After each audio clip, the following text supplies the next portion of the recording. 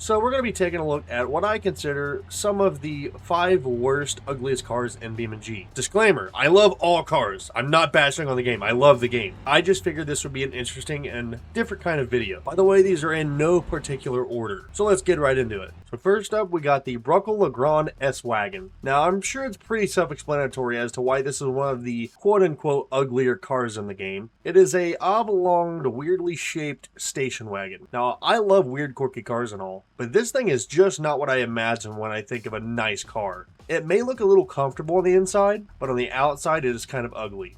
I mean, just look at it. It's a brick with a weird shape at the end with this little hatch on it. The choice for hubcaps is literally just a plate dish, if you will. The front end's not too bad. It just looks like it has a really big mustache between its eyeballs. That's all I can say about that. And from the rear, it kind of makes it interesting to have this little window here. I wouldn't really understand why that's there, simply because there's no seating here. If it was right here, like most cars were at the time, or one here that's like to open up for venting, that would make sense. But having it one right here makes absolutely zero sense to me. There's no seating. It's basically just a fishbowl. As you look on the inside, you'll see there's an interesting type of design in here, and it's around this era. I'd say it's like 90s, early 90s or so, something like that. If you look right here, you got these little padded rows. You have an interesting, weird, swooped down handle for the door, or a brace rather. It is kind of neat that you have your little pocket for stuff like change or tools, whatever you need extra. The vents are sideways, and it is nice because you have a vent here, and then you got 4 vents for the passenger.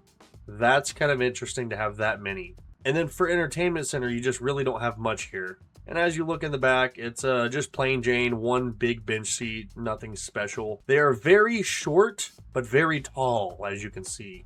Next up, we have the Lron Campaign SE. Now, it's a little bit more interesting simply because you have the suspension setup of an off-road vehicle, or closer to it anyway. But you do have these bigger tires and rim combo, so it doesn't really make for the most nice-looking car. Also, it does set up kind of high, so that doesn't really look good to me.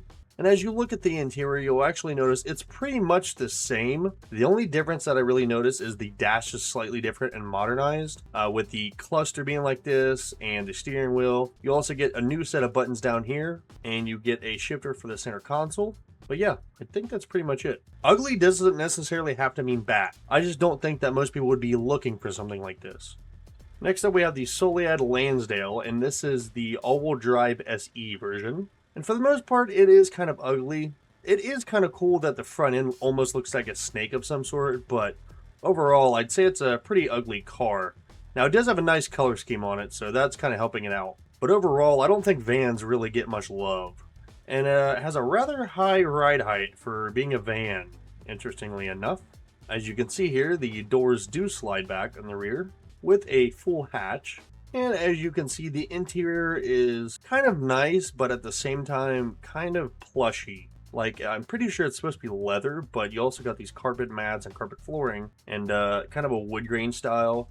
This is kind of really ugly because you can clearly see that carpet is like, I don't know, why would the bottom half of the door be carpet?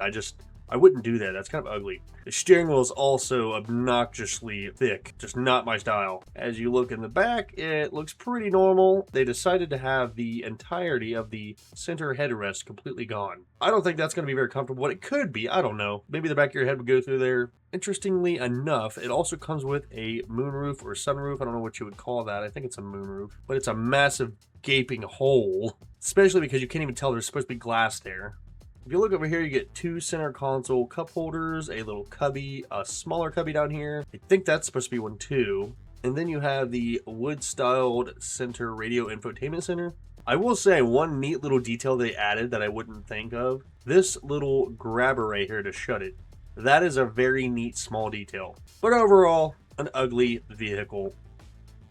Next up, we have the Wijon Pond Skipper, and I don't think there's any arguing with this. So with their original Wijons, they do look cool, right? They're 3-wheel, they're interesting, they're oddball, they're kind of ugly. But I would beg to differ that this is probably the ugliest one because it just doesn't look like it's meant to be.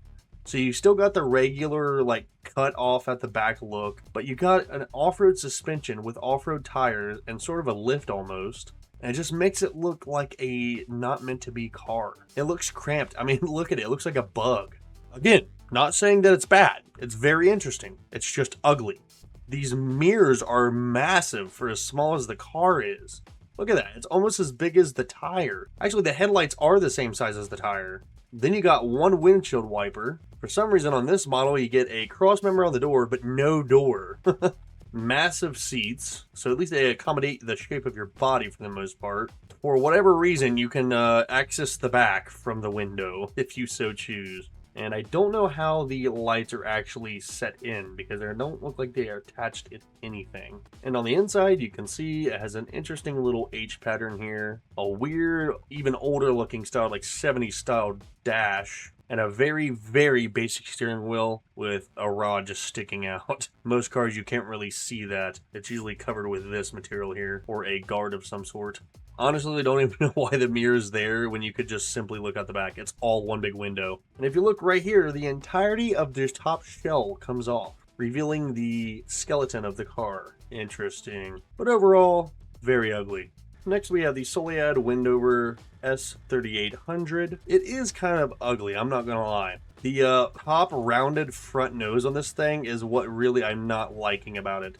Because you got this scrunched little front end that's so short and narrow. So the entire hood just bulges over the whole front half of the car. And the bumper is literally only in the front. There is no side or corners to it. It's just straight front bumper. Now the rear isn't too bad, but as you can see, the shape kind of contours with it. So you got this massively bubbled trunk, but then the body of the car's fenders and rear bumper go with it as well. You can see the window is actually bubbled like that. The rear, I mean, yes, it's interesting, but also very ugly. And for some reason, I don't know why, but you can actually, it just looks so fake with these little lights. Look how many there are. 1, 2, 3, 4, 5, 6, 7, 8, 9, 10 little lights. That's insane. If you count these two, there's 12, but they're not actually currently on. I think those are the reverse lights.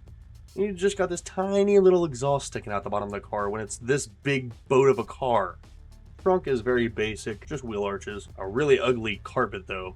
And if we take a look at the inside, it's got that 90s theme rocking for it too, maybe late 80s, early 90s. You got the rib sides on here, you got the carpet on the bottom half. If you look in the rear, it's pretty basic. Does have a little bit more detail because it's got the multi-layered or stacked foam seating. So you like got this row, you got that row, then you got the headrests. And same with the butt area. And it is actually, you can see the name of the car, Windover, on the actual seat. That's pretty neat. Steering wheel is not too bad. It does look very minimal though, because you got this just skeleton of a steering wheel, but then you got this little buttons right here that actually do stuff. So it's almost like if you got this, there should be more meat around here to go with it.